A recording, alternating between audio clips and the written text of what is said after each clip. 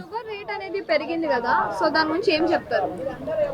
ఒకటే అండి, ఇప్పుడు ఇథనాల్ అని చెప్పేసి ఒకటి తీసుకొచ్చారు. అది తీసుకొచ్చేసి దానివల్ల లాభం ఉందా నష్టం ఉందా అంటే ఇప్పటివరకు నేను అన్నాను, అది తీసుకురావడం వల్ల పెట్రోల్ రేట్ అనేది తగ్గుతుంది అని చెప్పేసి అంటే ఖచ్చితంగా లాభం ఉన్నట్టే కదా అని చెప్పేసి అన్నాను. ఇప్పుడు షుగర్ రేట్ అనేది 40 రూపాయల నుంచి దాదాపు 100 రూపాయలు చేస్తున్నారని చెప్పేసి తెలిసింది. అది నిజంగా అయిందో కూడా నాకు తెలియదు. ఇంకా 95 రూపాయలు అయింది. ఒకవేళ పొరపాటున 100 రూపాయలు అయితే అలా 75 రూపాయలు అయిందా, డబుల్ అయినట్టే. ఇంకా 40 నుంచి ఇప్పుడు డబుల్ రేట్ అయిందంటే ఇథనాల్ అనేది ఎంతమంది యూజ్ చేస్తారండి? ఒక కుటుంబంలో ఒకరు లేక ఇద్దరు వెహికల్స్ యూజ్ చేస్తారు. రెగ్యులర్గా ఒక వెహికల్ యూజ్ చేస్తారేమో. అంటే ఒక కుటుంబంలో నలుగురు ఉంటే ఆయన యావరేజ్గా ఒకరు యూజ్ చేస్తున్నారు. షుగర్ అనేవాళ్ళు నలుగురు యూజ్ చేస్తారు. అందులో ఇద్దరు అయితే బయటికి పనికి వచ్చారనుకోండి, పొద్దున్న నుంచి సాయంత్రం ఇంకో 4 సార్లు ఎక్కువ యూజ్ చేస్తారు.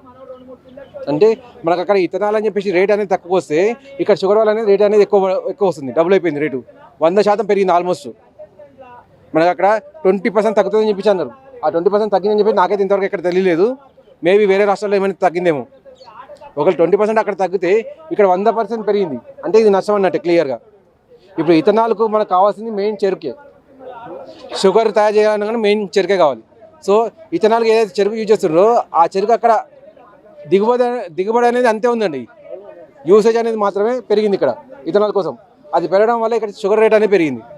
దీనివల్ల మనకు ఖచ్చితంగా నష్టం ఉంది. కాబట్టి అయితే ఇథనాల్ అన్నా మానేయండి, లేదా షుగర్ అన్నా మానేయండి. నాకు తెలిసి మన వాళ్ళు షుగర్ అయితే యూజ్ చేయడం మానేయరు. రేట్ ఎక్కువైనా కానీ ఖచ్చితంగా వాడుతూనే ఉంటారు. సో ఆ ఆప్షన్ మన దగ్గరనే ఉంది. మనం ప్రభుత్వం మీద ఒత్తిడి తీసుకొద్దామా, లేక మనల్ని మనం ఒత్తిడిలో నెట్టుకొని షుగర్ మానేద్దామా? 40 రూపాయలు అయింది, 70 రూపాయలు అయింది. ఇప్పుడు 70 రూపాయలు అయింది, 100 రూపాయలు అవడం ఈజీగా. అది ఇంకో మహా అంటే 6 నెలలు పడుతుంది 100 రూపాయలు కావడం. ఒకటేసారి 30 రూపాయలు జంప్ అయిందంటే ఇంకో 30 రూపాయలు జంప్ అవడం అనేది ఈజీ. ఏ ప్రభుత్వం అయినా ఒకటే చూసుకుంటుంది. నాకు దిగుబడి ఈ ప్రభుత్వం కాదండి, ఇప్పుడు ఏ ప్రభుత్వం అయినా కానీ ఇథనాల్ పెట్టింది అంటే ఆ ఇథనాల్ వల్ల చెరుకు కన్సంప్షన్ అనేది క్లియర్గా పెరిగిపోయింది. అది ఈజీగా అందరికీ తెలిసింది. ఈ విషయం ఎప్పుడో నేను ఇంతకుముందు చెప్పిన, అక్కడ చెరుకు అనేది యూజ్ చేస్తానంటే షుగర్ అనేది దెబ్బ పడుతుంది, బెల్లం అనేది దెబ్బ పడుతుంది అని చెప్పేసి. అప్పుడు ఎవరు ఆలోచించలేదు, నా న్యూస్ని కూడా ఎవరు పట్టించుకోలేదు. వచ్చినప్పుడు చూసుకుందామని చెప్పేసి ఇది కూడా ఆల్రెడీ వచ్చేసింది. ఖచ్చితంగా అండి, ఇప్పుడు ఏదైనా ఒక టీ తాగుదామంటే ఖచ్చితంగా షుగర్ వేసుకోవాల్సిందే. పండుగలు వచ్చింటే ఒక స్వీట్ చేద్దామంటే దానికి ఖచ్చితంగా షుగర్ వేయాల్సిందే. ఈవెన్ షుగర్ కాదు, నేను షుగర్ యూజ్ చేయను, బెల్లం యూజ్ చేస్తా అంటే ఆ బెల్లం కూడా షుగర్ చెరుకుతో తయారయ్యేది. తీపి అనేది ఏది ఉన్నా కూడా ఒక హనీ తప్ప మిగిలిన వాటికి అన్నిటికీ చెరుకు కావాల్సిందే.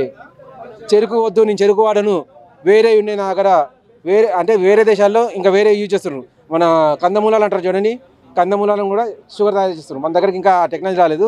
పొరపాటున వాటిని ప్రత్యామ్నాయంగా తీసుకొస్తే అది కాస్త బెటర్ అవుతుంది. లేదు అంటే అప్పటి వరకు మనకి చెరుకు అనేది లభ్యత పెరగదు. ఎట్లాగో కొన్ని రాష్ట్రాలు, మహారాష్ట్ర లాంటి రాష్ట్రాలు మాత్రమే చెరుకును అత్యధికంగా ఉత్పత్తి చేస్తున్నాయి. ఇప్పుడు మన తెలంగాణ చూసుకున్నా, ఆంధ్ర చూసుకున్నా, కర్ణాటక, తమిళనాడు అవి చూసుకున్నా కానీ మహారాష్ట్ర అంత అయితే లేవు. మన దేశం మొత్తంలో మహారాష్ట్ర మాత్రమే అత్యధికంగా చెరుకును దిగుబడి చేసేది. ఇప్పుడు స్థలం అనేది పెరగాలి. ఎవరైతే మన వ్యవసాయదారులు ఉన్నారో వాళ్ళు చెరుకు మాత్రమే పండించాలి, అప్పుడు కానీ రేట్ అనేది దిగవు. సో ఇప్పుడు మనకు ఆహారంగా వరి అనేది, గోధుమ అనేది మెయిన్గా నడుస్తుంది. దాన్ని అయితే ఎవ్వరు మానరు. ఎందుకంటే రేట్ అనేది చెరుకు కంటే కూడా ఎక్కువ రేటు దానికే ఉంది ఇప్పుడు కూడా. సో వాళ్ళైతే మారరు. మిగిలిన వాళ్ళు ఎవరున్నారు? దూది పండించేవాళ్ళు, పెసర్లు, మొక్కజొన్నలు పండించేవాళ్ళు. వీళ్ళు ఏం చేసుకుంటారు? వీళ్ళు ఖచ్చితంగా నీరు అనేది తక్కువ ఉన్న ప్రదేశాల్లో మాత్రం ఇవి పండిస్తారు. చెరుకు అనేది నీరు చాలా ఎక్కువ కావాలి. వరికి ఎంత కావాలో చెరుకు కూడా అంతే కావాలి. సో వీళ్ళు ప్రత్యామ్నాయం కాదు మనకు. అంటే అయితే వరి, గోధుమ పండించే వాళ్ళు చెరుకును పండించాలి. చెరుకు కంటే ఎక్కువ రేటు వాళ్ళకి వస్తుంది కాబట్టి వాళ్ళు ఎట్టి పరిస్థితి మారరు. అంటే మనకు చెరుకు ఉత్పాదన అనేది ఖచ్చితంగా పెరగదు. సో ఈ రేట్ అనేది ఇలానే పెరుగుతూ పోతుంది. ఇటు చక్కెర కానీ అటు ఇథనాల్ది కానీ. ఏదైతే మనకు మంత్రి గారు చెప్పారో 20% రేట్ తగ్గుతుందని చెప్పి ఇప్పటికైతే తగ్గలేదు. ఇన్ ఫ్యూచర్లో అసలు తగ్గదు. ఇది రాసి పెట్టుకోండి. ఎమర్జెన్సీ బేసిస్ ఎందుకు తగ్గించాలండి? ఫస్ట్ ఆఫ్ ఆల్ అంటే ప్రజలకి ఒకేసారి రేట్లు పెరిగిపోతున్నాయి కదా, బడ్డెన్ అవుతుంది కదా. ఇప్పుడు ఒకటి 15,000 సంపాదిస్తే దాంట్లో ట్యాక్స్ అని, రేట్లు అని, అదని ఇదని అన్నీ పోతున్నాయి కదా, వాడికి మిగిలేదు zero. First of all emergency base అని మీ చక్కని ప్రశ్న వేసింది, కానీ ఇక్కడ మనకు అప్లై కాదు అన్నట్టు. ఎందుకంటే ఆల్రెడీ బయట ఇరాన్ దేశంలో యుద్ధం జరుగుతుంది. దానివల్ల బయట దేశాలకు అన్నిటికీ చుక్కలు అనేవి క్లియర్గా కనిపించినాయి. ఓన్లీ మన భారతదేశం మాత్రమే ఇంకా చుక్కలు అనేది సరిగ్గా కనపడలేదు. జస్ట్ చంద్రుని వరకే చూపించింది మనకు, అదే నడుస్తుంది. ఈ చంద్రుడు అనేది పొయ్యేసి చక్కెర మీద పడ్డది, అక్కడ మనకు చుక్కలు కనిపించినాయి. నెక్స్ట్ మెల్లమెల్లగా పెరగొచ్చేమో, కానీ ఇప్పటికైతే కంట్రోల్లో ఉంది. కాబట్టి ఈ చక్కెరను ఒకదాన్ని చూసుకొని మనం ఏదో రాదంతా చేయకూడదు. చక్కెర అనేది కంట్రోల్ చేసుకోవాలి. అయితే మనం యూజ్ చేయడం అనేది తక్కువ చేయాలి, లేకపోతే మనం ప్రభుత్వం మీద ప్రెషర్ తీసుకోవాలి. ఈ చక్కెరను పెంచితే ఖచ్చితంగా మీకు ఎఫెక్ట్ పడుతుంది అని చెప్పేసి ఉంటుందని ఏదో ఉంటుంది, కానీ అంత కావాలని ప్రభుత్వాలు పెంచరు. ఉట్టిగా పెంచుకొని ప్రజల మీద భారం ఇవ్వాల్సి ప్రభుత్వానికి ఏమొస్తుంది? అది తిరిగి ఒకవేళ ఏదైనా ఇప్పుడు ఆదాయం వచ్చే ప్రజలకే కదా, ఆ ప్రభుత్వం ఇది చేసే ప్రజల కోసం కదా. వేరే ఆపోజిషన్ పార్టీ వాళ్ళు ఏమంటారంటే మోడీ వచ్చేసి అంటే జనాలకు షుగర్ బాగా లావ్ అయిపోతున్నారు, ఇట్లాంటివి వస్తున్నాయి, సో వాళ్ళ హెల్త్ కోసం పెంచిందని చెప్పేసి అంటున్నారు. ఏమంటారు అంటే ఇది ఇప్పుడు నేనేమంటా అంటే దేశంలో జనాలు పెరిగింది నరేంద్ర మోడీ బాధ్యత కాదు, కానీ రేట్లు పెరిగే మనకు నరేంద్ర మోడీ బాధ్యత వహించాలనుకుంటారు వీళ్ళు. ఇప్పుడు దేశంలో నేనేమంటా అభివృద్ధి జరిగినప్పుడు జనాభా పెరిగినప్పుడు ప్రతి వ్యవస్థలో కూడా మార్పులు వస్తాయి. అది నూనె కావచ్చు, ఏ రంగమైనా పెరుగుతుంది. కాబట్టి దాన్ని ప్రభుత్వాలకు ఆపాదించడం అనేది తప్పని నేను అనుకుంటున్నాను. ఇటువంటి దాని వల్ల తగ్గలేదు అనే అవకాశం మీరు అంటున్నారు. ఇప్పుడు ఇటువంటి చేయబట్టి ఒక 10-20% పెట్రోల్ రేట్ తగ్గుతాయి, కానీ షుగర్ పెంచడం ఎంతవరకు కరెక్ట్? అంటే ఇప్పుడు ఈ పెట్రోల్ వల్ల ఏం ప్రమాదం లేదని మొన్న కొండ విశ్వేశ్వరరెడ్డి కూడా చేశారు. అయితే నేను ఒకటేమన్నా అంటే ఇప్పుడు చెరుకును పండించే వాళ్ళు తక్కువ రైతులు దేశంలో, కాబట్టి పెరగవచ్చు, దానికి పెద్ద ఆలోచన లేదు. ఇప్పుడు ప్రతి విషయం అంటారు, ఇప్పుడు రైతులు ఎవరన్నా ఏ రోజు వ్యవసాయం మీద ఎవరన్నా మొక్క చూపుతారు, ఎవరు వ్యవసాయం అంటేనే వద్దురా బాబు అనే, కాబట్టి అట్లా ఒకవేళ పండించేటోడు తక్కువ కాబట్టి పెరిగి ఉండొచ్చు తప్ప దాంట్లో ప్రభుత్వాల కావాలని పెంచింది అనేది లేదని నేను అనుకుంటున్నాను. అదే మనకు చక్కెర అనేది మన ప్రపంచంలోనే ఇండియానే ఎక్కువ పండిస్తుంది, సెకండ్ ప్లేస్ లో ఉందంట. అలాంటి ఇండియాలోనే చక్కెర రేటు పెరిగేసరికి అలా ఇప్పుడు ప్రతి కుటుంబం చక్కెర వాడుతుంది కానీ రోజు టీ కాఫీ ఏదో, కాబట్టి ఆ రకంగా ఒకవేళ పండించడం తక్కువైనప్పుడు రేట్లు పెంచినాయి అనుకోవాలి మనం, అంతే తప్ప ప్రభుత్వాలు కావాలని పెంచినాయి అనుకోవడము అది తప్పుడని నేను అనుకుంటున్నాను. అంటే నిత్యావసర సరుకుల్ని పెంచితే ఎలా అవుతుంది? జనాలు రోజు వాడుకునేవి కదా, షుగర్ అనేది మార్నింగ్ టీ లేచి నుంచి కావాలి.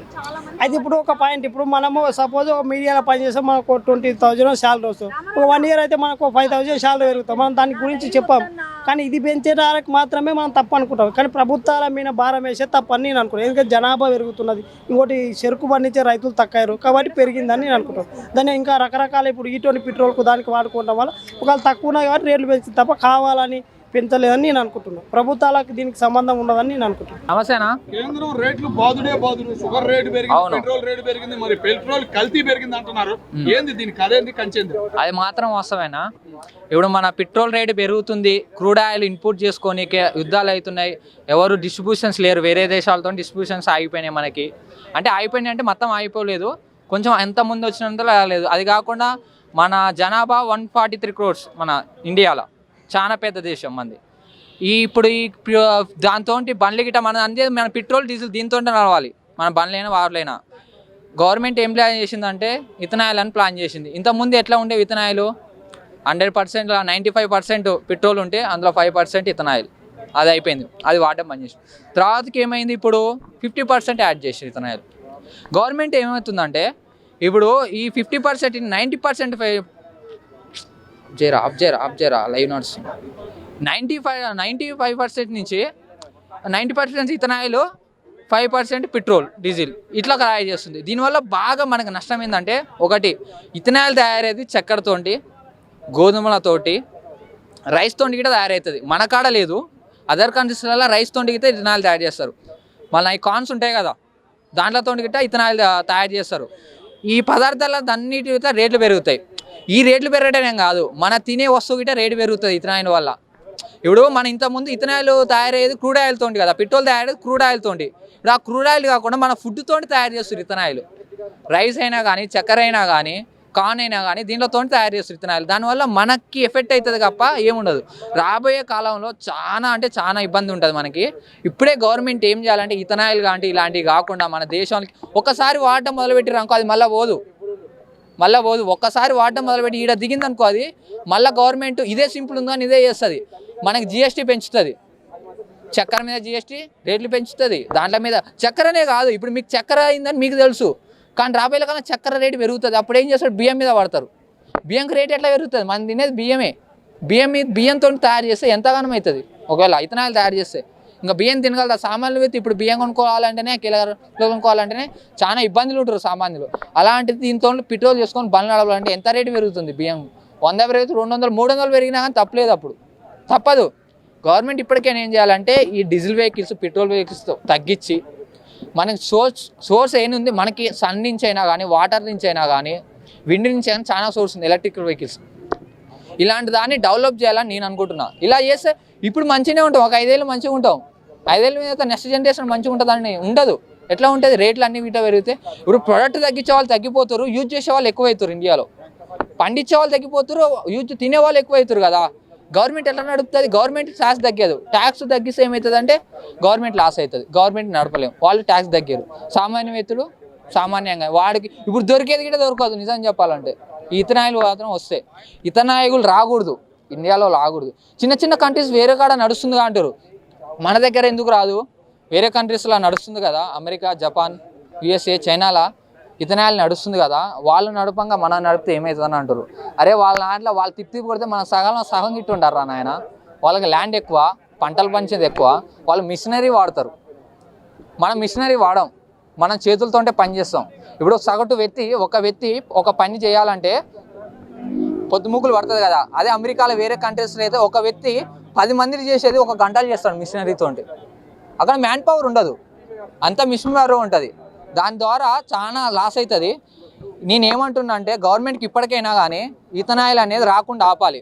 ఆల్రెడీ ఏమైందంటే కర్ణాటక సీఎం ఉండు కదా, ఇథనాయిల్ నేను రానియను అని పోరాటం చేసిన మొన్న మా ఇంటర్వ్యూ అన్నాడు, ఒక మాట అన్నాడు,